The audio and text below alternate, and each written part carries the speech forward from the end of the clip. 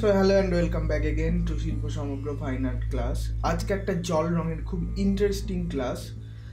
চিন্নাকেশব টেম্পলে যে কৃষ্ণ মূর্তিটা রয়েছে সেটার একটা স্টিল লাইফ ওয়াটার কালারে আমরা আজকে আঁকবো, যেমনটা আমরা এই ভূমিকাতে দেখতে পাচ্ছি। দেখো, এই টিউটোরিয়ালটা বা এই ক্লাসটার বেসিক উদ্দেশ্য হচ্ছে একটাই, যে জটিল যে সমস্ত ডিজাইন, জটিল যে সমস্ত গ্রাফিক এলিমেন্ট আর্টের মধ্যে থাকে সেগুলো আমাদের আঁকতে অনেক সময় অসুবিধা হয় এবং কিভাবে আঁকবো সেটা বুঝতে পারি না।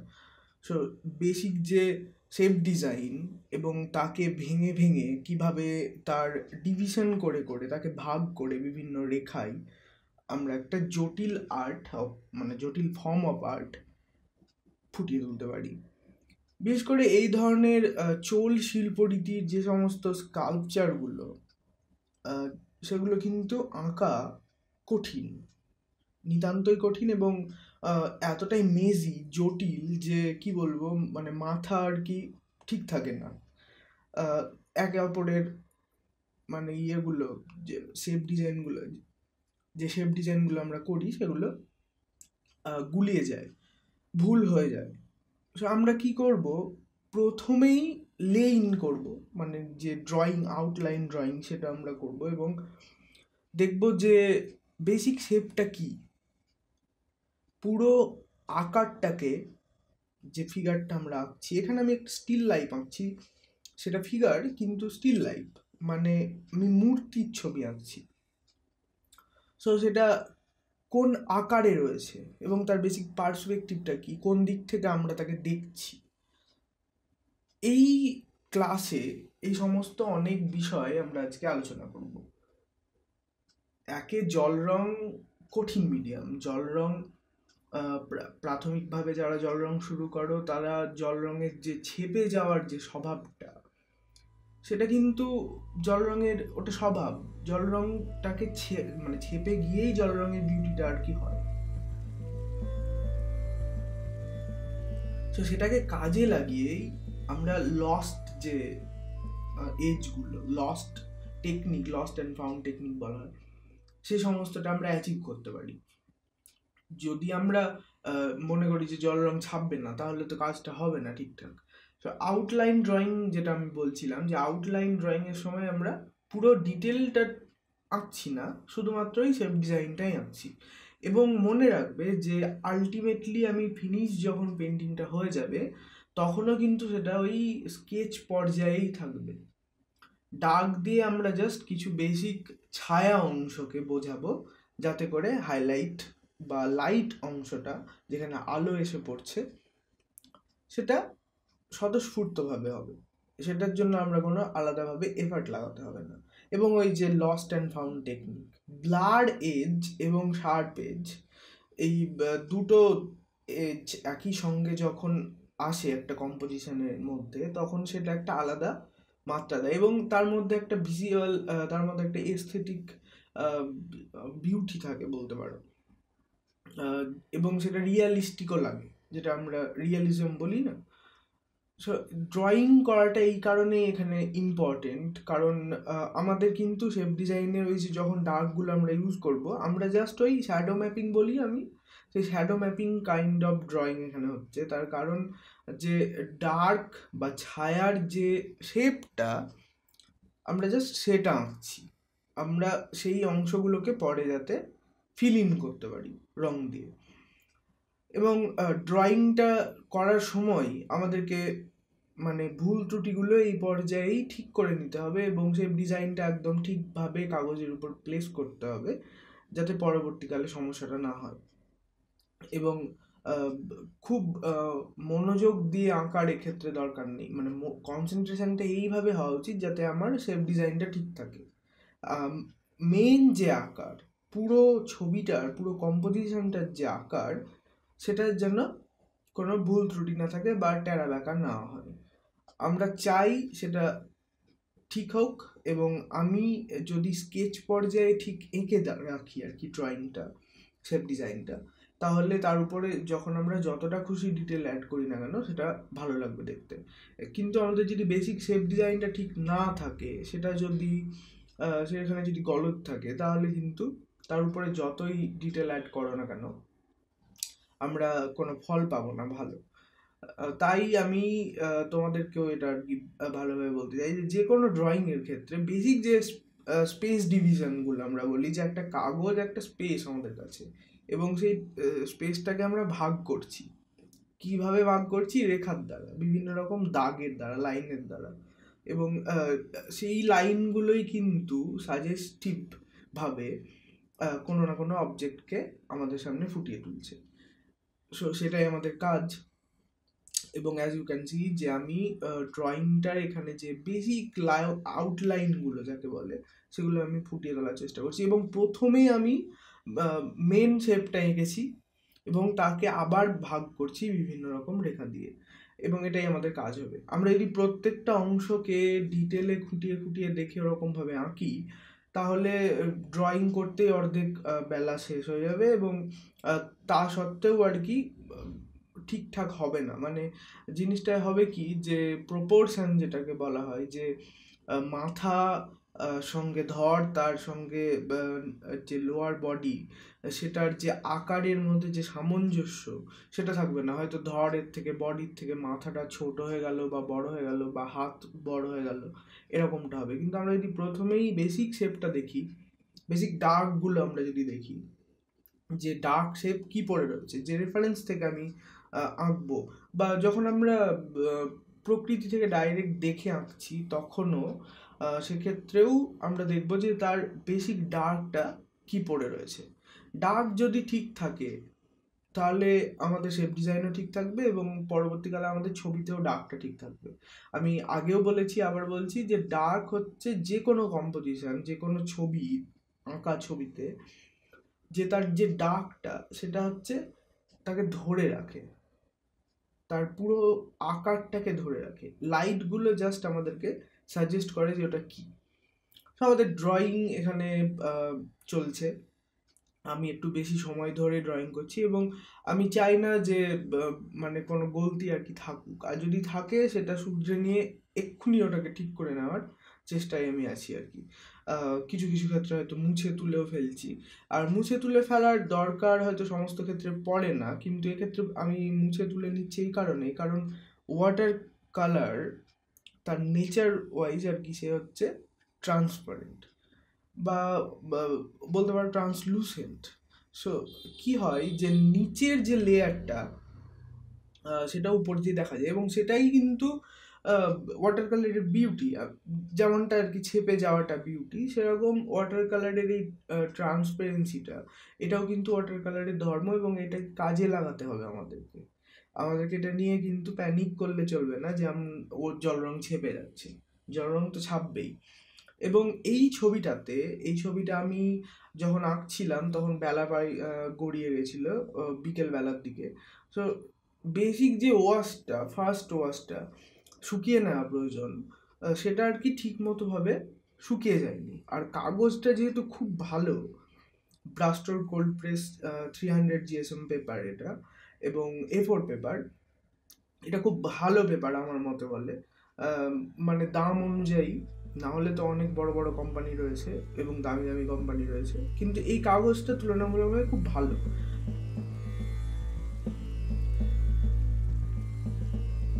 এর মধ্যে যে কি বলবো, এর যে টেক্সচারটা সেটাও খুব সুন্দর, এবং জলটা ধরে রাখার ক্ষমতাটাও খুব ভালো। সো রোদ ঠিক করে না পাওয়ার কারণে পেপারটা ঠিক মতো শুকিয়ে যায়নি।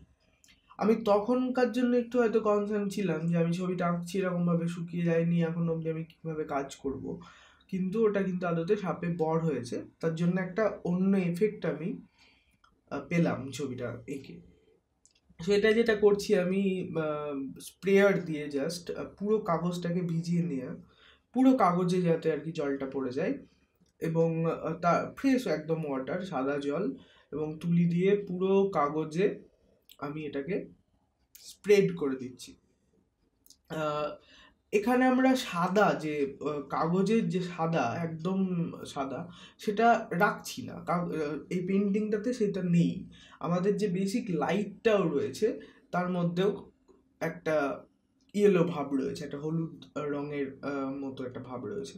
সো সেটাই আমাদের এখানে বেসিক লাইট, এবং নিচের দিকটা পুরো ডার্ক বা ছায়ার মধ্যে রয়েছে। সো আমি যেটা বলছিলাম যে ওয়াটার কালার শুকিয়ে নেওয়াটা এবং ওয়াটার কালার আঁকার জন্য ভালো কাগজ ইউজ করাটাও খুব দরকার।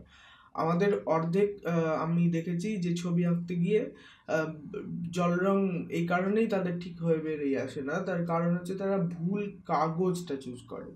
কাগজটা যদি ভালো হয়, কাগজটায় যদি জল রং ধরার ক্ষমতা ভালো থাকে, যেমন আর কি এরকম পেপার, ব্রাস্টোর পেপারগুলো যথেষ্ট ভালো কাগজ। তার কারণ হচ্ছে যে রংটা, যে আমি যে এখন আমি ইয়েলো রংটা অ্যাপ্লাই করলাম, এটা এখন যেরকম রংটা হয়ে রয়েছে, জল রং তুমি যত ভালো কাগজেই আঁকো না কেন, এটা কিন্তু শুকিয়ে যাওয়ার পরে হালকা হয়ে ফেড হয়ে যায়, এবং রোদে শুকোলে তো এটা বেশি ফেড হবেই, কারণ রোদে রং খায় আর কি। কিন্তু যদি একটু বেশি ভালো কাগজ হয় তাহলে রংটা, বা বেশি ভালো রংটাও যদি একটু ভালো হয়, তাহলে সেটা আর কি বেশি ভালোভাবে ধরে থাকে কাগজে। ব্রাইট একটা স্যাচুরেটেড ফিল দেয়, যেটা খুব ভালো লাগে দেখতে।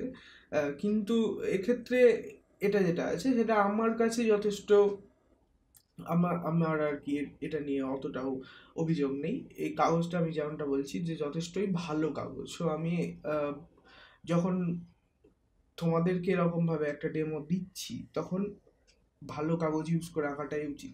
এবং আরেকটাও জিনিস, যে ওয়াবল হয়ে যায় বা বাকল আপ হয়ে যায়, জল রঙের পেপারে জল দিলেই সেটা একদিক উঁচু নিচু বিভিন্ন রকমের পার্বত্য উপত্যকা কাগজের উপরে সৃষ্টি হতে থাকে, সেগুলো কিন্তু এক্ষেত্রে কিন্তু তুমি দেখছো যে নেই।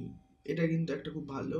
আমি আগে 200 GSM পেপারগুলো ইউজ করেছি, এবং 200 GSM পেপারে আমি দেখেছি যে এরকম সেক্ষেত্রে আর কি এরকম ওয়াবলটা হয় বা বাকলাপটা অনেক সময় হয়ে যায়। কিন্তু আমি এই যে কাগজটা ইউজ করছি, এটা 300 GSM যেমনটা বলছিলাম, এটাতে ওই প্রবলেমটা অতটা হচ্ছে না, যেটা আমার আর কি বেশ ভালো লাগে। ওয়াবল হয়ে গেলে বা ওই ধরনের কাজ আর কি পেপারের সাথে হলে সেটা খুব সমস্যার সৃষ্টি করে আর কি। আর একটা যে রঙগুলো আমি ইউজ করছি, ইয়েলো অকার রয়েছে, এবং তার সাথে গ্যাম্বোজ রয়েছে, প্রুশিয়ান ব্লু, কোবাল্ট ব্লু, এবং ভিরিডিয়ান যেটা গ্রিন, এবং তার সাথে ভায়োলেট। ভায়োলেট হচ্ছে বেগুনি রঙটা। তার সাথে আরেকটাও ইম্পর্টেন্ট, যে অরেঞ্জ, পার্মানেন্ট অরেঞ্জ এখানে নাম আছে, অন্য জায়গায় অন্য রঙের ক্ষেত্রে ভিন্ন নামও হতে পারে। সেটা পার্মানেন্ট অরেঞ্জ এবং ভার্মিলিয়ান। ভার্মিলিয়ান যে কালারটা, সেটাও আবার বিভিন্ন কোম্পানি ভেদে ভিন্ন রকম রং হয়। অনেক সময় পার্মানেন্ট অরেঞ্জ রংটা আর ভার্মিলিয়ান রংটা অনেক সময় আর কি একই রকম হতে থাকে, কিন্তু এটা স্কারলেট লেক নয়, স্কারলেট রেড নয়, এটা এটা ভার্মিলিয়ান রং। এবং আমি যে রংটা ইউজ করি সেটা ফেবার ক্যাসেলের রং একটা, এবং তাতে এই নামই আছে। অরেঞ্জ যে পার্মানেন্ট অরেঞ্জটা, সেটা আমি পরবর্তীকালে ইউজ করব, তখন আমি তোমাদেরকে জানিয়ে দেবো। এই যে স্প্রেগুলো করছি রঙের, এই যে ছিটেগুলো, জলের যে ছিটেগুলো আমি ইউজ করছি, সেগুলো কিন্তু অ্যাকচুয়ালি ওই রং চটা, ওই যে পাথরের একটা এফেক্ট, একটা টেক্সচার বলে না, সেটা কিন্তু খুব ভালোভাবে দেয়, মানে সাহায্য করে। আর আমি প্রথমেই বলেছিলাম যে বেসিক শেপ ডিজাইনটা ঠিক রাখতে, বেসিক স্পেস ডিভিশনটা ঠিক রাখতে, তার কারণ এই দেখো, এখন আমরা লার্জ ভাবে বড় তুলি দিয়ে ডার্কটাকে কিন্তু ফিল করছি। এই কাজটা ঠিকভাবে যাতে হয় তার জন্য দরকার হচ্ছে ওই প্রাথমিক ড্রয়িংটা ঠিক হওয়া। দেখো, বড় অনেক আর্টিস্ট রয়েছেন, তাদের ডেমো রয়েছে ইউটিউবে, কিন্তু তাদের সমস্যা হচ্ছে যে ন্যারেশনটাই ঠিক মতো নেই, কারণ তারা হয়তো মানে সেই ক্ষেত্রে হয়তো ওরকমভাবে বলার সুযোগ থাকে না।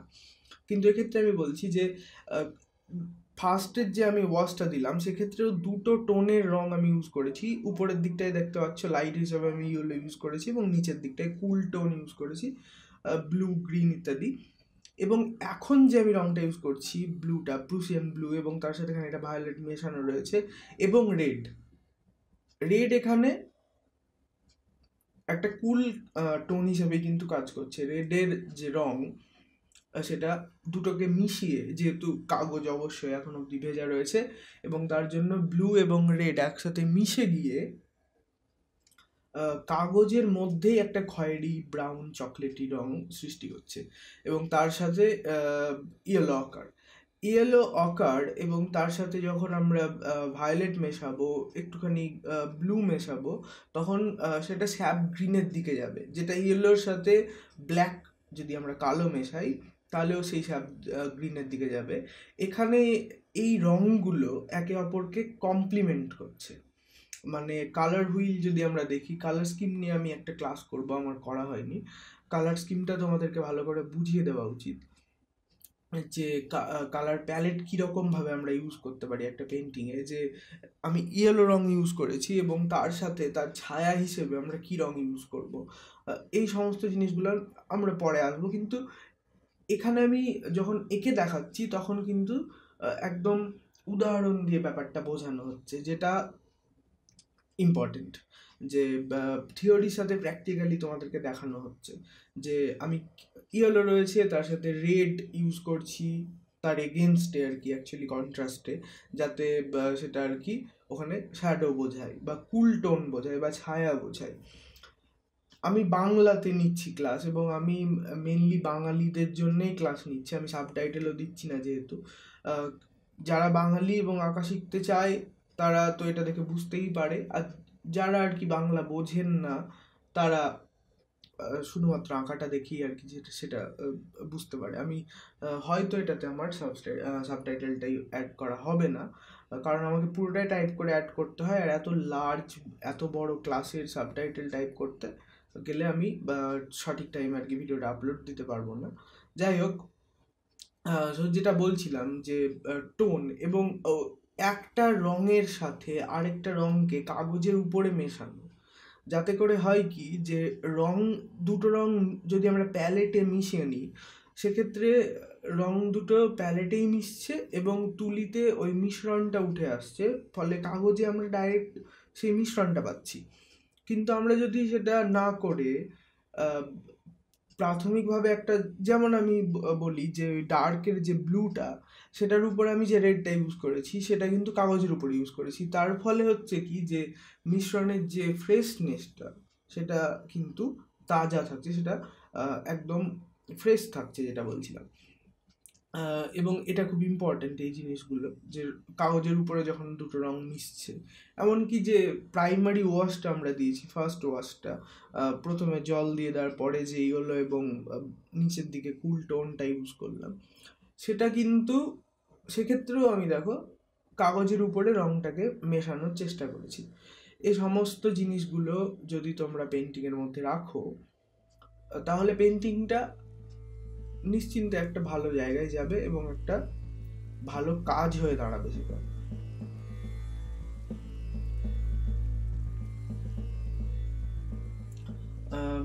ন্যারেশনের ইম্পর্টেন্স কি এবং ব্লাড এজ ও শার্প এজ, এই দুটোর ইম্পর্টেন্সটা কি ছবিতে, সেটা এই ছবিটার থেকে খুব ভালোভাবে আমরা বুঝতে পারি।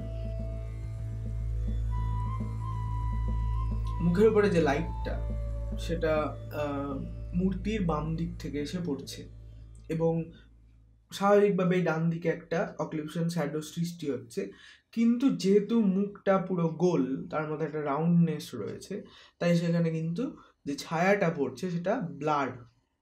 এবং এই জিনিসগুলো জল রঙে এত সুন্দরভাবে ফুটিয়ে তোলা যায়, যেটা অনবদ্য জল রঙের গুণ বলতে পারি আমরা এটা, যে জল রঙে এরকমভাবে আমরা কাজ করতে পারি। এবং এইখানে আমি বলি যে কাগজটা যেহেতু পুরো মাত্রায় শুকিয়ে যায়নি, রোদ পাইনি ঠিকভাবে, তাই একদিকে তো কাজ করা একটুখানি অন্যরকম হচ্ছেই অবশ্যই, আবার একদিকে ওই ব্লাড এজটা যেটা আমি বলছি, সেটা কাগজটা পুরো মাত্রায় শুকিয়ে গেলে হয় কি খুব সুন্দর হয় জিনিসটা। এক্ষেত্রে সেটা হয়নি বলে অনেক ক্ষেত্রে হয়তো আমি আমার মন মতো পাচ্ছি না। কিন্তু জল রঙকে পুরো কন্ট্রোল, এটাও একটা টিপস জল রঙের বলতে পারি আমি, জল রঙকে পুরো কন্ট্রোল করার চেষ্টাটা করাই বৃথা। জল রং কাগজের উপরে আমরা যতটা পারবো জল রঙকে নিজের মতো করে বিহেভ করতে দেব, জল রঙকে আমরা যদি চেষ্টা করি প্রচুর মাত্রায় কন্ট্রোল করার, তাহলে কিন্তু সেটা আদতে আমাদের হবেও না, আর ছবিটাও একটা অন্যরকম লাগে দেখতে। তার মধ্যে ওই বিউটিটা থাকে না, তার মধ্যে ওই হোমোজিনিটি যেটাকে বলা হয় সেটা থাকে না। সেটা একটা মানে খাপছাড়া ধরনের হয়।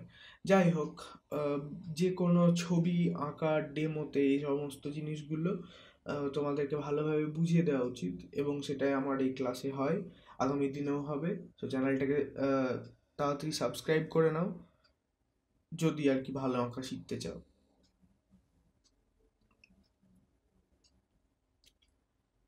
দেখো, বেসিক শেপ একবার যদি আমরা ডার্কগুলো দিয়ে বার করে দিতে পারি, তার উপরে ফিনিশিং টাচ অ্যাড করে দিলে আমাদের পেন্টিং কমপ্লিট, আর বিশেষ আমাদেরকে খাটতে হবে না। কিন্তু যেহেতু এটা একটা লার্জ সাবজেক্ট, এবং বলতেই পারি আমি যে যথেষ্ট জটিল সাবজেক্ট, তার কারণ হচ্ছে এই ধরনের স্কাল্পচারগুলো একটা এমন মানসিক অবস্থায়, একটা এমন কি বলবো, একটা উন্নত লেভেলের এস্থেটিক সেন্স নিয়ে তৈরি করা হয়েছে, যে সেটা এখন যদি আমরা সেটাকে কপি করতে যাই, কপি করা মানে সেটা বিশাল বড় ব্যাপার। এরকমভাবেও যদি আমরা তার একটা সাজেস্টিভ ওয়েতে শুধুমাত্র আঁকার চেষ্টা করি, তাহলেও সেটা অনেক মাত্রায় কঠিন হয়ে দাঁড়ায়। এই যে রঙটা আমি ইউজ করলাম, যেটা আমি বলছিলাম, এই রঙটা হচ্ছে পার্মানেন্ট অরেঞ্জ এখানে, এবং আগেরটা হচ্ছিল ভার্মিলিয়ন। যাই হোক, কিন্তু এক্ষেত্রে এটাকেই এই রংটাকেও অনেক জায়গাতে আমি দেখেছি যে ভার্মিলিয়ন লেখা থাকে, সুতরাং গন্ডগোল হয়ে যাওয়ার একটা সমস্যা আছে। সেটা যেন না হয়, যখন আমরা রং কিনি, যদি প্যাকেট সমেত পুরো কিনি, তাহলে যে রঙগুলো আছে সেটাই থাকবে, আর যদি আলাদাভাবে আমরা এক একটা টিউব কিনতে যাই, তাহলে আমরা বলে এরকম রং বাজারে কিনে নিতে পারি। যারা কলকাতা বা আশেপাশে থাকো, তারা হয়তো কলেজ স্ট্রিটে আর্ট স্টোরগুলোতে গিয়ে খোঁজ করতে পারে, এবং সেখানে তো মানে অপশন প্রচুর, অনলাইনে কিনলেও বিভিন্ন রকমের পাওয়া যায়। কিন্তু আমার মতে বলে যে এই সমস্ত জিনিসগুলো আর্ট স্টোরে গিয়ে কিনাই ভালো, তার কারণ হচ্ছে সেখানে নানা রকম ধরনের জিনিস আমরা চোখের সামনে দেখতে পাই, আর অনলাইনে অনেক রকমের সমস্যাও থাকতে পারে, যে আমরা যেটা চাইছি হয়তো ঠিকঠাক আসছে না।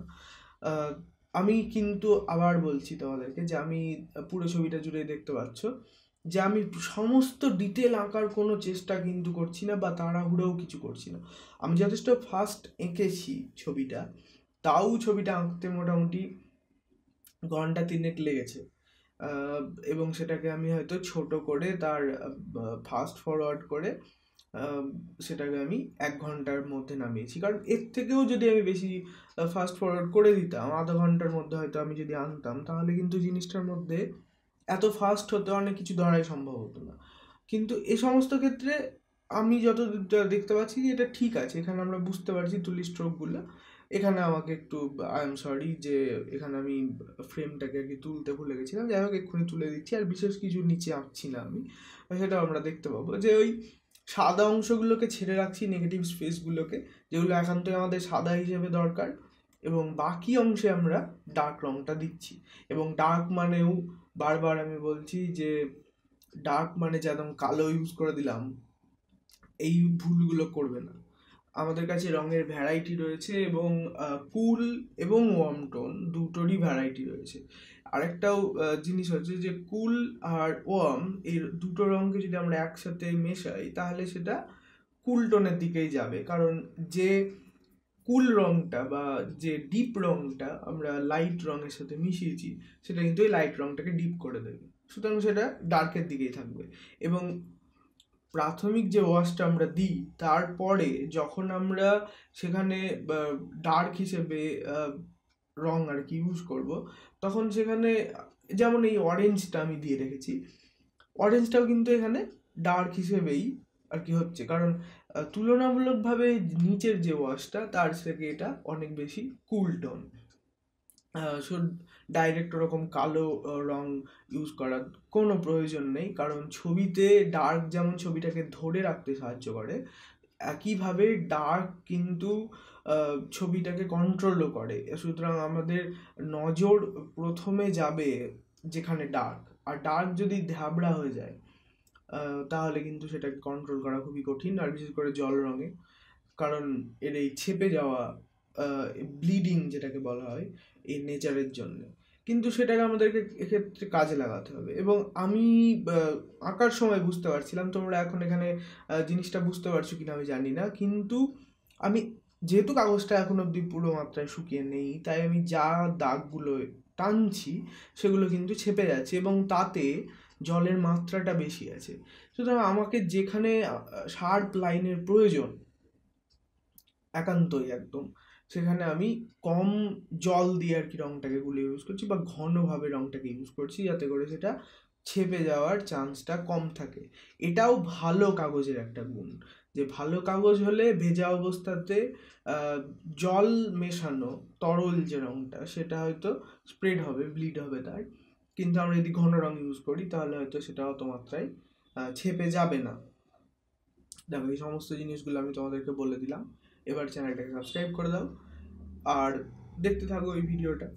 খুব সুন্দর একটা পেন্টিং, এবং আলটিমেটলি এটা যেটা দাঁড়িয়েছে ব্লিড হওয়া সত্ত্বেও, এবং আশেপাশে আরও অনেক মূর্তি ছিল, আমি ভেবেও রেখেছিলাম, এমনকি স্কেচের সময় আমি করে রেখেছিলাম যে পাশে কিছু গবাদি পশু রয়েছে সেগুলো আঁকবো, কিন্তু আমি পরে দেখলাম না, এই জিনিসটার মধ্যে আমরা ফোকাল পয়েন্ট একটা দিকেই রাখি এবং ওই বাকি যে জিনিসগুলো আর কি, জন্তু জানোয়ারগুলো, সেগুলো আমরা অ্যাভয়েড করি, যাতে করে একদম ডাইরেক্ট ফোকাসটা পড়ে কৃষ্ণর উপরে। এবং পাশে একটা সাপ এবং এক পাশে একটা সাজেস্টিভ ওয়েতে আমি এঁকে রেখেছি, সেটা আলটিমেটলি আর কি ফাইনালি আমরা দেখতে পাবো। উপরের দিকটা অনেক মাত্রায় শুকিয়েছে এখন অবধি আর কি, শুকনো হয়ে রয়েছে আর কি যা দেখছি আমি, এবং কাগজটা ভালো হওয়াতে টেনে নিচ্ছে যথেষ্ট জল। এখন আমি যেটা আঁকছি এখন সন্ধ্যে হয়ে গেছে প্রায়, সুতরাং আর আমি হেয়ার ড্রায়ার বা ওরকম কোনো ড্রায়ারও ইউজ করছি না, আমি জাস্ট একের পর এক লেয়ার ইউজ করছি এবং সেটা শুকোনোর পরে তার উপরে রঙ ইউজ করছি। এবং কাগজটা, বারবার বলছি আমি, কাগজটা ভালো হওয়ার প্রয়োজন এখানেই যে আমাদের এই জিনিসগুলো কিন্তু ভালো কাগজে আমরা এই সুবিধেগুলো পাই।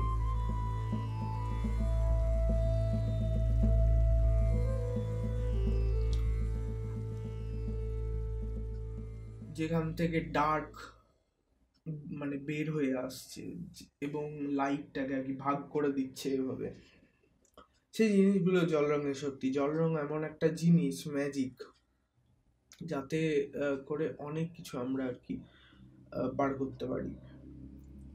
স্টিল লাইফ আঁকা এবং জটিল বিভিন্ন আর্ট ফর্ম আঁকার কথা আমি বলছিলাম, যে নিঃসন্দেহে এই ধরনের স্কাল্পচার খুবই জটিল, মানে আর্ট ফর্মটা ইটসেলফ খুব জটিল, এবং কিন্তু সেই জটিলতার মধ্যে আমরা যদি খুব ভালোভাবে লক্ষ্য করি তাহলে তার বেসিক শেপটা, বেসিক আকারটা আমরা কিন্তু ধরতে পারবো, এবং সেইটা ধরে ধরেই আমাদেরকে এগোতে হবে। বারবার করে আমি এই জিনিসগুলো তোমাদেরকে বলে দিচ্ছি। দেখো, এখন জল রং আঁকার জন্য যদি মানে জল রং ঠিকভাবে আর কি আঁকার জন্য যদি কোনো পন্থা থাকে, তাহলে এটাই হচ্ছে তার বেসিক একটা রুল, যে আমরা ফার্স্ট ওয়াশটা দিলাম, এবং সেক্ষেত্রে যদি আমাদের প্রয়োজন হয় তাহলে কাগজে সাদা অংশ ছেড়ে রাখার প্রয়োজন হলে রাখতে পারি, বা আমরা লাইট কোনো কালার দিয়ে এরকমভাবে লাইট বোঝাতে পারি, এবং তার উপরে ডার্কটা দেওয়া। অয়েলে হয় কি, আমরা ডার্ক দিয়ে শুরু করি, দিয়ে তার নিচে আন্ডার পেন্টিং করি, অনেক সময় যেটাকে গ্রিজেল বলা হয় সেটা করি, এবং তারপরে আলটিমেটলি তার উপরে লাইট এস্টাবলিশ করি। কিন্তু এক্ষেত্রে একই সাথে ডার্ক আঁকছি এবং বাকিটা আর কি লাইট হয়ে থাকছে। সো অয়েলে একটা আমাদের সুবিধে আছে যে ডার্ক যদি ভুলভাল পড়ে যায় তাহলে আমরা সেটাকে আবার সাদা দিয়ে, মানে লাইট কালার দিয়ে চেপে দিতে পারি, ঢাকা দিয়ে দিতে পারি। জল রঙে এটা সম্ভব না। একটা লার্জ মাস ওয়াটার কালারের, যেটা বিশাল বড় অংশ আর কি, লার্জ মাস, সেটা যদি আমরা জল রঙের ডার্ক করে দিয়ে থাকি একবার, তার উপর সেটাকে আবার পুরোটা ঢাকা সম্ভব নয়। ছোটোখাটো জায়গা হলে হয়তো সেটাকে একটা মানে ঘন রং একটু ইউজ করে সেটাকে আমরা ঢেকে দিতে পারি, কিন্তু বড় জায়গাকে, সুতরাং আমি আবার বলছি যে ডার্ক রং অ্যাপ্লাই করার জন্য খুব সচেতনতার সাথে সেটা ইউজ করা উচিত, এবং ডার্কটা অতিরিক্ত ডার্ক যাতে না হয়। এটাও আমাদেরকে ভাবতে হবে। কারণ এই যে ব্লু ওয়াশটা আমি দিয়েছি, যেটাকে ডার্ক হিসেবে প্রথমে মনে হচ্ছিল, সেটা শুকিয়ে যাওয়ার পর এখন আমি যেটা অ্যাপ্লাই করছিলাম সেটা আরও বেশি ডার্ক মনে হচ্ছে। সো জল রং আর কি অ্যাপ্লাই করার সঙ্গে সঙ্গে ওটা একটু বেশি ডার্ক বলে মনে হয় বা স্যাচুরেটেড বলে মনে হয়, কিন্তু আস্তে আস্তে শুকিয়ে গেলে সেটা একটুখানি ফেড হয়ে যায়, এবং সেটাই ম্যাজিক। মানে এগুলো জল রঙের খারাপ দিক নয়, এগুলো জল রঙের ভালো দিক। এই যে ছেপে যাওয়া বা এরকম ট্রান্সপারেন্সি বা দুটো ভ্যালুর পার্থক্যটা খুব ভালো জল রঙে আর কি বোঝা যায়, এবং মানে বিউটিফুল কম্পোজিশন ক্রিয়েট করা সম্ভব জল রং দিয়ে। আমার জল রং আঁকতে অবশ্যই খুব ভালো লাগে, এবং আমার পক্ষে এটা মানে আমার সাধ্যের মধ্যেও আসে। কিন্তু এমনটা মোটেই না যে জল রং খুব মানে চিপ না, জল রং সস্তার জিনিস মোটেই না। অ্যাকচুয়াল যদি professional colour, professional paper, professional brush আমরা জল রং ইউজ করি, সব প্রচণ্ড কস্টলি।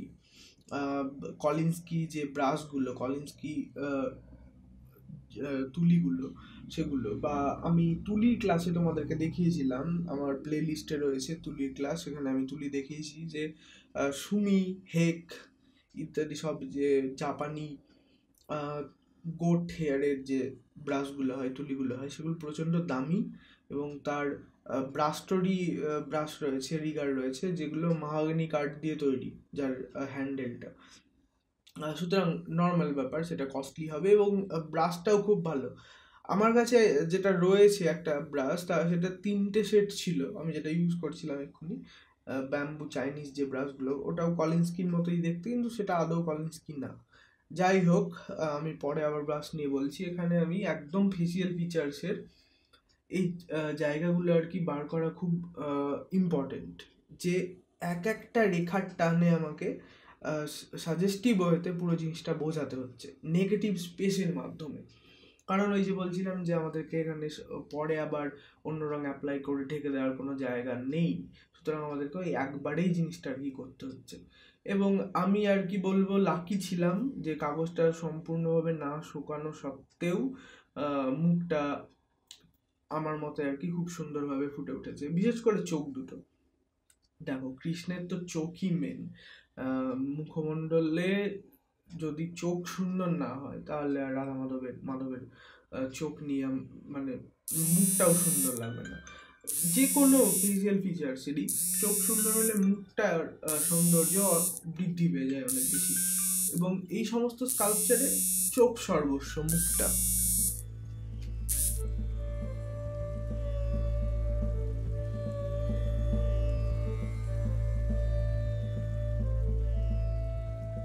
তো যাই হোক, চোখের কাজ হয়ে গেল, এবং আমি বেশি ঘাঁটছি না। এই জিনিসগুলো কিন্তু লক্ষ্য করো, আমি এক জায়গাতে বেশিক্ষণ ধরে কাজও করছি না, বা একটা বিশেষ কোনো জিনিস আমি অনেকক্ষণ ধরে আঁকছি না। তার কারণ আমি যত আর কি তুলির খোঁচা দেবো, তত জিনিসটা বিগড়ে যাওয়ার একটা চান্স থাকে। You always can mess with it, or watercolor always can be very messy. So যেটা আমি বলছি যে প্রত্যেকটা জায়গায় ওয়ার্ক লেস এবং ওয়ার্ক সাজেস্টিভলি। আমরা জাস্ট যেখানে একটা রেখা দিয়ে কাজ হয়ে যাওয়া মানে উচিত, সেখানে আমরা একটা রেখা দিয়েই কাজটা কি শেষ করব। পিকাসো সম্পর্কে একটা এরকম লাইন নিয়ে ওনার আর কি এরকম বলা হয় যে পিকাসো সম্পর্কে, যে পিকাসো এত গ্রেট কেন। পিকাসোর মানে নর্মালি যাদের পিকাসো সম্পর্কে কোনো আইডিয়া নেই যে উনি কে ছিলেন, তারা পিকাসোর ছবি যদি শুধুমাত্র দেখে চোখের সামনে, তাহলে হয়তো ভাববে তার যেমন বিভিন্ন রকম যে চীনামাটির প্লেটের যে কাজগুলো রয়েছিল, সেই সমস্ত জিনিসগুলো যদি দেখে, তাহলে তারা বলবে এটা বাচ্চা ছেলের কাজ, বা অনেক আঁকাও আছে পিকাসোর এরকম। কিন্তু পিকাসোর একটা আমি পেন্টিং দেখছিলাম, যেটা সম্পর্কে বলা হচ্ছে ওনার তখন বয়স অনেক কম ছিল যখন ওটা উনি আঁকেন, এবং সেই অয়েল পেন্টিংটা একটা মেয়ের মুখ পোর্ট্রেট অয়েল পেন্টিং। তো সেখানে ব্রাশ স্ট্রোকগুলো একটা একটা করে ইউজ করেছেন উনি, মানে যেখানে রঙের পোঁচ লাগিয়েছেন সেখানে একবারই রঙের পোঁচ লাগিয়েছেন, এবং সেটা দিয়েই তিনি ফুটিয়ে তুলেছেন। এটা কতটা কঠিন কাজ হতে পারে একবার ভেবে দেখো। আমরা যারা ছবি আঁকি তারা এই জিনিসটা বুঝতে পারি যে অয়েল পেন্টিংয়ে বিশেষ করে একদম অ্যাকুরেসির সাথে একদম সঠিকভাবে একটা স্ট্রোক দেওয়া সেটা কত ইম্পর্টেন্ট। আর অয়েলে তো আমরা আবার বললাম যে অয়েলে ঢেকে দেওয়া সম্ভব, অয়েলে মুছে ফেলে দেওয়া সম্ভব ক্যানভাস থেকে রঙটা, কিন্তু এই জল রঙে সেটা কিন্তু সম্ভব না। আর জল রঙে ওই টেকনিকে আঁকা, মানে জল রং আঁকতে গেলে ওই রকম টেকনিকে আঁকতে হবে যে যে দাগটা আমরা দিয়ে দিলাম সেটাই কিন্তু ফাইনাল হয়ে গেল, সেটাকে আমরা মুছে ফেলার কোনো চান্স আমরা পাবো না। সো খুব কেয়ারফুলি আমাদেরকে রঙগুলো ইউজ করতে হবে। এবং যেটা আমরা রেফারেন্স হিসেবে ইউজ করছি, যে ছবিটা দেখে আমরা আঁকছি, আমি তো আর চেন্নাকেশ্বর টেম্পলে গিয়ে আঁকছি না ছবিটা, গুগল থেকে একটা ছবি নিয়ে সেটা আমি আঁকছি, অ্যালামি ফটোস থেকে নিয়েছি। এবং সেই যে ছবিটা, সেটার যে ডার্কগুলো সেটাই আমি কিন্তু দেখছি। বারবার তোমাদেরকে এটা আমি বলছি যে বেসিক শেপটা মানে যখন আমি তোমাদেরকে প্রথমেই ভিডিও শুরুর সময় বললাম যে পুরো ছবিটা জুড়েই যেন আমি স্কেচ করছি, কিন্তু রং দিয়ে, ওয়াটার কালার দিয়ে আমি স্কেচ করছি। এটা বলার পেছনে আমার কারণটা এটাই যে জল রঙের ছবি আঁকার সময় আমাদেরকে যেহেতু অনেক কিছু মাথায় রাখতে হয়, তাই ওই জিনিসগুলো আমাদের প্রথমেই ঠিক করে নেওয়া উচিত যে বেসিক শেপটা কী হবে, সেই অনুযায়ী আমরা ডার্কটা দেব, বাকি অংশ স্বতঃস্ফূর্ত হবে লাইট হিসেবে ফুটে উঠবে, যেটা এখানে হচ্ছে। এবং আমি চাই যে কৃষ্ণর মুখের উপরে যারা দর্শক, যারা ছবিটা দেখবেন, তাদের ফোকাসটা পড়ুক, যাতে মুখের দিকেই প্রথমে দৃষ্টি যায়, এবং মুখ বলতেই প্রথমেই হচ্ছে চোখের দিকে দৃষ্টি যায়। যাই হোক, চোখে একটুখানি প্রবলেম হয়ে রয়েছে আর কি, যেটা জল রঙের কারণেই হয়েছে, সেটা আমরা শুধরে নিতে পারি, সেটা আলটিমেটলি একদম ফাইনাল টাচ দেওয়ার সময় সেগুলো আমি শুধরে নেব। এখনো অবধি যেটা হয়ে রয়েছে, দেখো যে লাইটটা এবং ডার্কটা খুব সুন্দরভাবে কিন্তু এস্টাবলিশ হয়ে রয়েছে, এবং জল রঙের যেটা মানে জল রঙের বিউটি, যে রং চুইয়ে পড়া আমরা খুব ভালোভাবে দেখাতে পারি, যেন আলোটা বডিতে প্রথমে মুখে এসে হিট করেছে মুকুটের উপর দিয়ে, এবং পুরো বডিতে আর কি সেটা যেন চুইয়ে পড়ছে, এই জিনিসটা জল রঙে আর কি মানে খুব সুন্দরভাবে আমরা করতে পারি। আর বাকি যা সেটা আমাদেরকে ছেড়ে দিতে হবে যে জিনিসটার কি কি হয়ে এসে দাঁড়াবে। এবং পুরো মাত্রায় ছবিটা শুকিয়ে যাওয়ার পর তখন আমরা এখন ফাইনাল টাচগুলো দেব, একদম শার্প এজ ডার্ক রং বা লাইট রং দিয়ে, এবং রিগার ওয়ার্ক যেটাকে বলা হয়, যে সরু তুলির কাজ, সেই সমস্ত কাজগুলো দেওয়ার সময় তখন আমরা বুঝতে পারবো যে আমাদের একদম নিচের যে কাজটা সেটা আমরা ঠিকঠাক এঁকেছি কিনা, বা সেটাতে আমরা ঠিকঠাক রং ইউজ করেছি কিনা, বেসিক শেপটা ঠিক এঁকেছি কিনা। তাহলে কিন্তু আমাদের ফাইনাল টাচগুলো অ্যাড করাটাও খুব মানে সুবিধা হবে, খুব ইজি হয়ে যাবে। অনেক অর্নামেন্টস, মানে এর আগের দিনে আমি যে ঐরাবতেশ্বর টেম্পলের হাতি আর ষাঁড়ের কাজটা করেছি, আউটলাইনটা না দেখে থাকলে দেখে নাও, সেটাতেও রয়েছে যে এরকম ওটার ডেসক্রিপশানে বলা আছে যে এই স্কাল্পচারগুলো প্রচণ্ড অর্নেট, মানে অলঙ্কৃত যাকে বলা হয়। এমনিতেও শ্রীকৃষ্ণ তো মানে কি বলবো, শ্রীকৃষ্ণ তো ঐশ্বর্য থাকবেই, ঐশ্বর্য ছাড়া শ্রীকৃষ্ণ কীভাবে সম্ভব। সুতরাং স্কাল্পচারেও সেই জিনিসগুলো কিন্তু খুব মাত্রায় প্রচণ্ড পরিমাণে দেখা যায়, যে বিভিন্ন রকমের মানে 16 শৃঙ্গার যেটা বলা হয়, রাধা দেবীর সম্পর্কে, রাধারানীর সম্পর্কে বলা হয় যে মানে 16 রকমের শৃঙ্গার সাজ তার থাকে, শ্রীকৃষ্ণেরও কমপক্ষে তেমন, বেশি তো কম নয়।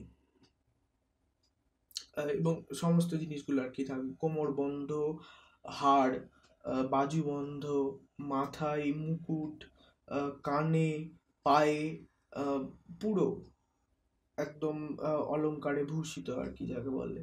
এবং সে সমস্ত জিনিসকে আমরা পুরো মাত্রায় আঁকতে যাবো, সব কিছু দরকার নেই, তার কোনো আমাদের আঁকার ওরকমভাবে দরকার নেই। আমরা ওই প্রথমেই যদি শেপটা ঠিক আঁকি, তার উপরে আমরা ওই সাজেস্টিভ ওয়েতে ডিটেল অ্যাড করব এবং তাতেই আর কি কমপ্লিট হয়ে যাবে ছবি। এবং সেটাই কিন্তু ওই আনফিনিশড লুকটা ওটা মানে বার করাই কঠিন। কারণ দেখো অনেক বড় আর্টিস্টদেরও আমি এটা বলতে শুনেছি যে কোথায় জল রঙ আর কি আমরা কোথায় থামবো সেটা খুব ইম্পর্টেন্ট হয়ে দাঁড়ায় যখন আমরা আঁকতে যাই, যে আমাদেরকে এবার থেমে যাওয়া উচিত, আর এখানে মানে ঘাঁটা উচিত না।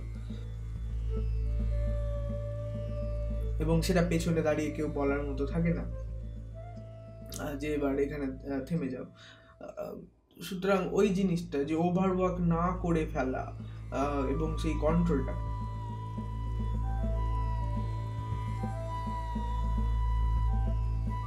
সেই কন্ট্রোলটা যেন আমাদের থাকে। জল রং এমন কিছু কঠিন না, কোনো মানে প্রচণ্ড যে আমাদেরকে এফর্ট লাগাতে হবে তেমনটাও না, যদি আমরা অ্যাকচুয়াল টেকনিকটা বুঝতে পেরে যাই। এবং ওই টেকনিকটা আমরা জানি না বলে, মানে আমি যখন জল রং আঁকা শুরু করি তখন বিশেষ কিছু আর্টিস্ট আছেন যাদের বই দেখে, তাদের কাজ দেখে আমরা জাস্ট কপি করতাম।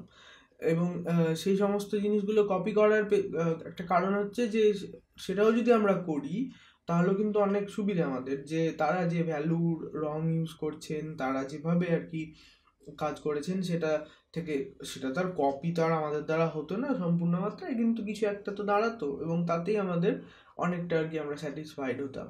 কিন্তু যখন বড় হলাম, তখন যখন নিজের কিছু জল রঙের প্রয়োজন হলো, নিজের আঁকা যাকে বলে, সেই আঁকাগুলো আমরা কিভাবে আঁকবো, তখন তো আর আমরা জল রঙের রেফারেন্স পাচ্ছি না।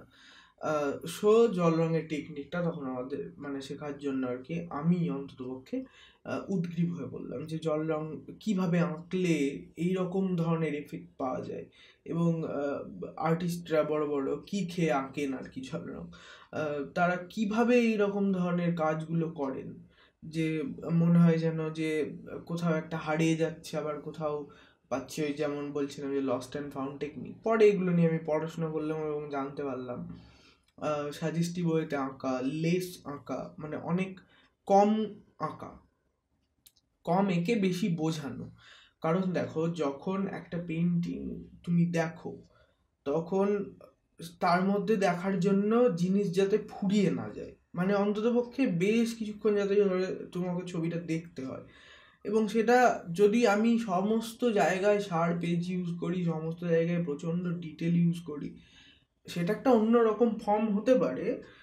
কিন্তু যখন আমি জল রঙে এরকম আঁকছি, তখন যদি আমি সমস্ত জায়গাটা এরকম করে ঘেঁটে দিই আর কি, বা পুরো সমস্ত গল্পটা আমার বলার খুব আর কি ইচ্ছে হয়ে থাকে, সেক্ষেত্রে হয় কি যে পুরো ডিটেলগুলোই আমাদের চোখে প্রথমেই ধরা দিয়ে দেয় এবং তারপরে আর ইন্টারেস্টটা হারিয়ে যায়।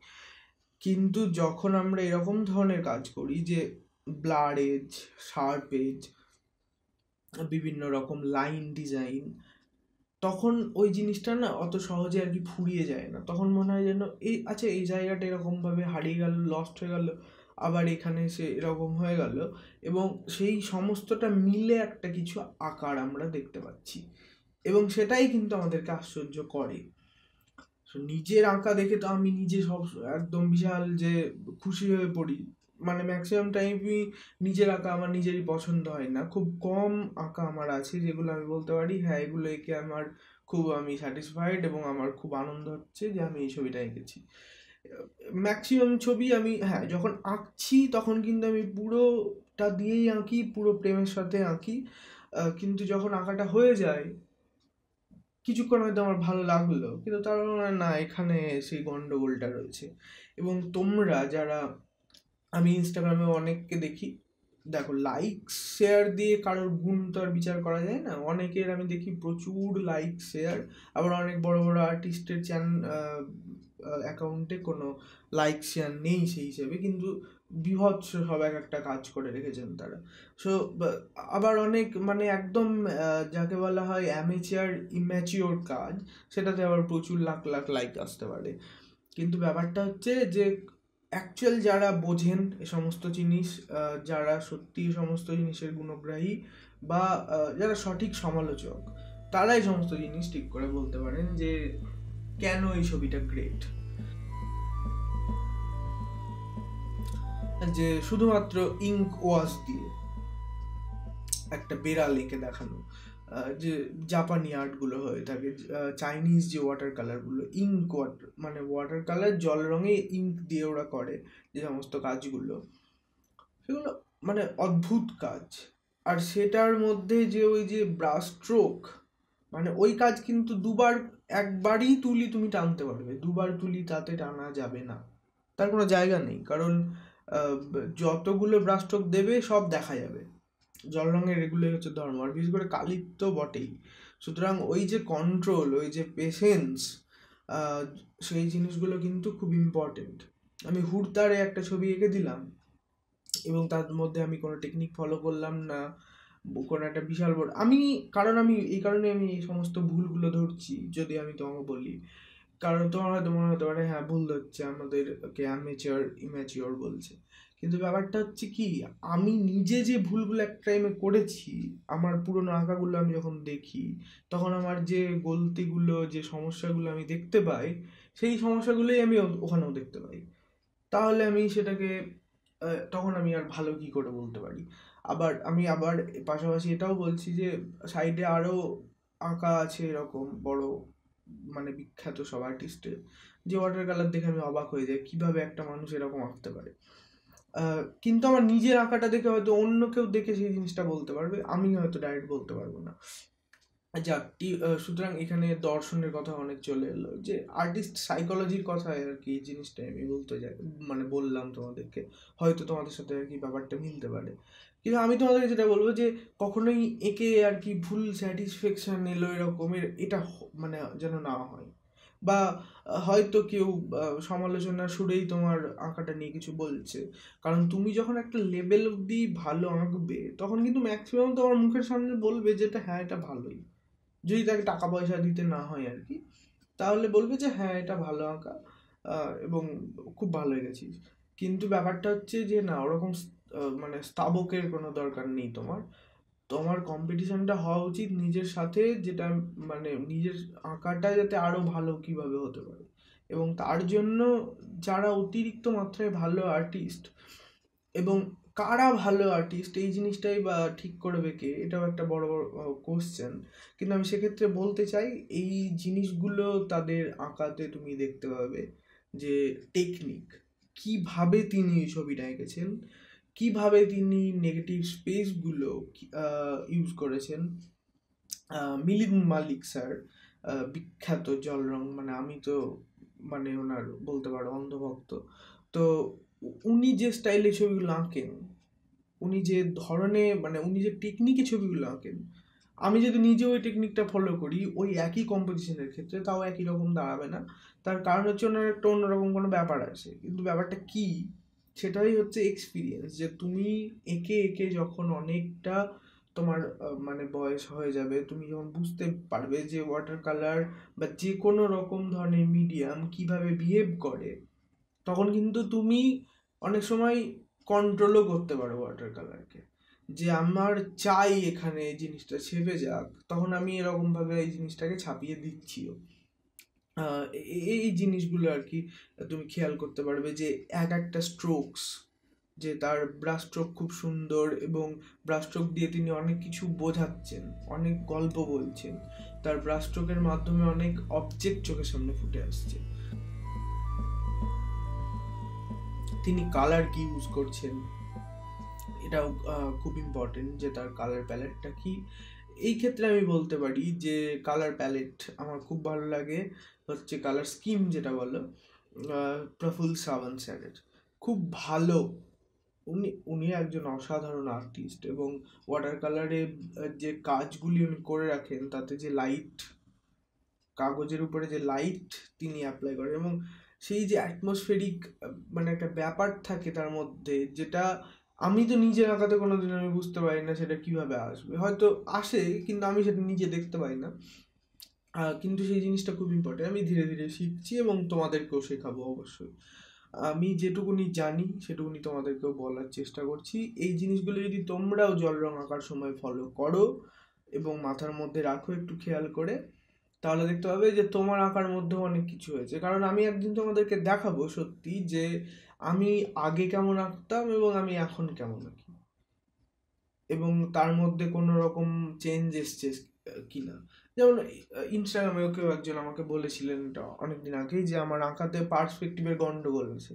আমি প্রথমে বুঝতেই পারিনি উনি কিসের কথা বলছেন, পরে আমি বুঝতে পারলাম যে উনি কি অ্যাকচুয়ালি কিসের কথা বলছেন, এবং তারপর আমি চেষ্টা করলাম যে ওই ফোর শর্টেনিং যেটাকে বলা হয় সেই সমস্ত জিনিসগুলো যাতে ছবিতে কম্পোজিশনে ঠিক থাকে। এবং যখন আমরা রেফারেন্স দেখে আঁকি তখন এই জিনিসগুলো আমাদের তাও ঠিক থাকতে পারে, কিন্তু পরবর্তী যখন আমরা এমনি কোনো একটা মন থেকে ছবি আঁকি তখন এগুলো গন্ডগোলটা হয়। যাই হোক, ফিনিশিং পর্যায়ে একদম আমরা চলে এসেছি, দেখতেই পাচ্ছ যে সাদা দিচ্ছি আর সরু তুলি দিয়ে জাস্ট কয়েকটা খোঁচা। এতক্ষণ ধরে আমি যেটা করলাম সেটা পুরোটাই বলতে পারি আমরা ফিনিশিং টাচ। বেসিক যে ওয়াশ সেটা আমাদের শেষ হয়ে গেছে যখন আমরা ওই বড় লার্জ মাছগুলোকে ডাক দিয়ে ঢেকেছি, এবং এখন যে অংশের কাজ চলছে সেটা অবশ্যই ফিনিশিং টাচ, ফিনিশিং পর্যায়ের কাজ। পায়ের তোড়া, যে বিভিন্ন রকমের অর্নামেন্ট এবং তার উপরে যে লাইটগুলো পড়ে রয়েছে যেখানে একদম সূক্ষ্ম, সেখানে আমরা তো আর কোনো রকম সাদা ছেড়ে রাখা হয়নি। সেটাও যদি আমরা নেগেটিভ স্পেস ছেড়ে রাখি তাহলেও কিন্তু ওটাও আর একটা খুব সুন্দর হবে। তার জন্য অনেক মাস্কিং লিকুইড পাওয়া যায়, ওয়াটার কালার মাস্কিং সেগুলো ইউজ করতে পারি, কিন্তু আমি ওগুলো ইউজ করি না, আমি সাদা রঙ ইউজ করি। আমার সব দিক থেকে আমি স্বাধীন, আমি যা খুশি করতে পারি, তোমরাও করতে পারো। সো সিগনেচার করে দিলাম। আশা করি আমি যে তোমাদের এই পেন্টিংটা থেকে তোমরা অনেক কিছু শিখতে পেরেছো, আমার বকবকানি থেকেও অনেকটা কিছু শিখতে পেরেছো। সো চ্যানেলটাকে প্লিজ সাবস্ক্রাইব করে দাও। আমি এরকম আরও সুন্দর সুন্দর ওয়াটার কালার ডেমো তোমাদের জন্য নিয়ে আসবো আগামী দিনগুলিতে। কম্পিউটারটা একটুখানি ভোগাচ্ছে, কম্পিউটারটা ঠিক হয়ে যাক, আবার রেগুলারলি আমি ভিডিও দেবো। এখন আমি রেগুলারিটি মেনটেন করার চেষ্টা করছি, মাঝে আমি কিছুদিন অফ হয়ে গেছিলাম। যাই হোক, তোমরা আমার সাথে থাকো এবং দেখতে থাকো শিল্প সমগ্র। ফিনিশিং টাচ প্রায় কমপ্লিট, ঠোঁটও কমপ্লিট। সো